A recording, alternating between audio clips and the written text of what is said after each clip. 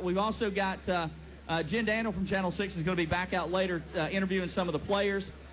So sit back, relax. We're going to have fun tonight. Like I said, we're here till 8:30, broadcasting live on 3 radio stations.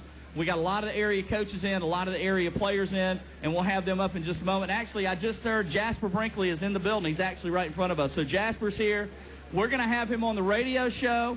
After that, you guys are free. Jasper's a nice guy. I'm sure he's going to sign some autographs and such for you. Come on up, Jasper. So we're going to go ahead and get him up now. Jasper Brinkley of the Thompson Bulldogs, the South Carolina Gamecocks, and now of the Minnesota Vikings. Jasper, what's up? How you doing? There you go. Grab your mic, man. Talk. Here's the funny thing.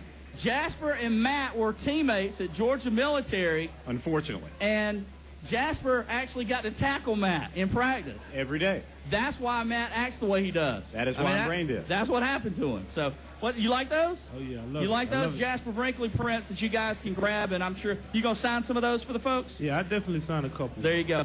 Well, I guess, first off, the Gamecocks today, pretty good recruiting class, and they still got a chance to get Jadeveon Clowney. Do you still keep up with the Gamecocks and what they're doing? I've been trying to keep up so much, but, you know, unfortunately, I'm kind of a little behind with the recruiting. You've been in Hawaii. Tell me, so you got to go to the Pro Bowl with, I guess, E.J. Henderson took you out. Tell me about that. Yeah, well, he texted me Thursday night and told me he got the late invite, so he was an alternate and asked us did we want to come.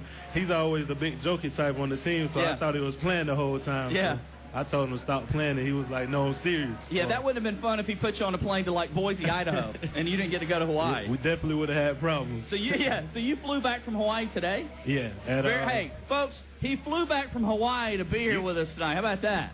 Well, and he's gonna visit his family and all that too. But we think he came here just for us. Yeah, you landed at what, 7 this morning? Yeah, 7:15.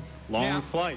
Now, before we get to you and talk about Minnesota a little bit and your days with South Carolina, what was Matt like as a player? Oh, Matt was great. We was always joking about you know, Matt went to prep school, so I always just get on him about that. Yeah. I do too. Might as well get him in while you can. There you go. Well, no, I was just making sure he wasn't making all this up, that he didn't know you and all. So, okay, good. No, I'm just kidding. Matt, you played with Jasper. How tough was that going up against him at Georgia Military? On an everyday basis, very tough. Yeah. Especially a guy that likes to play physical, which we'll eventually talk about. I'm sure that'll come out once or twice in our interview. But very physical guy in the position that I played. He was my guy. He was a tight end. Mike linebacker, and I had to down block to him every single play, so it was pretty unfortunate. No fun. Did you get in some shots on him? I really don't recall. Hey, he recalls every one of them. That makes me the winner. That makes you the winner? Yeah, it does. Because those guys remember hits like that. Yeah, there you go. Matt was pretty smooth, though. He was pretty smooth. There you go. Jason Witten type, though. I'll give you that credit, Matt. Obviously, we don't share too much in common.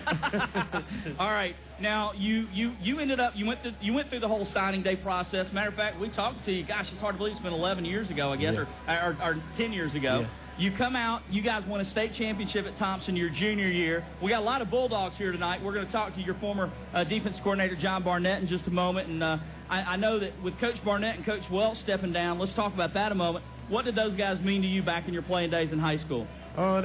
They installed, you know, not only just being a player, but being a man at the same time, and handling yourself off the field and on the field in a great tradition that will represent Thompson High School, and I still live by some of those rules today. So that's what I heard. Matt was telling me not only were you a great player at Georgia Military, but you really got into the whole cadet thing and was kind of one of the leaders in that whole process. Did that really help you kind of become disciplined and focused and, you know, managing your time and all that? Because you really have to do that when you're playing D1 football once you left Georgia Military. Yeah, it definitely did, because you have to separate yourself from the guys that really wasn't trying to get the whole experience of the military. Yeah. And with the grades and everything. So I really separated myself from those guys, and that's what helped me. I was able to elevate my game to the top because of that.